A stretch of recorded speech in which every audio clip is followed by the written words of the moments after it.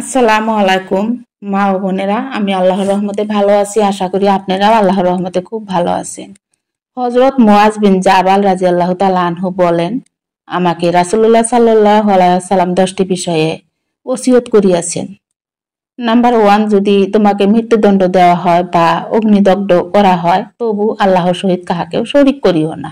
Number 2, মাতা পিতার সঙ্গে নাফরমানি করিবে না, যদিও তাহারা তোমাকে তোমার স্ত্রী অথবা ধন সম্পদ পরিত্যাগ করিতে বলে। নাম্বার 3, জানিয়া শুনিয়া ফরজ নামাজ ত্যাগ করিবে না, কারণ যে ব্যক্তি জানিয়া শুনিয়া নামাজ ত্যাগ করিল তাহার প্রতি আল্লাহ তাআলার কোনো দায়িত্ব রইল না। নাউজুবিল্লাহ। নাম্বার 4, শরাব পান করিবে না, কারণ উহা যাবতীয় নির্লজ্জ কাজের মূল।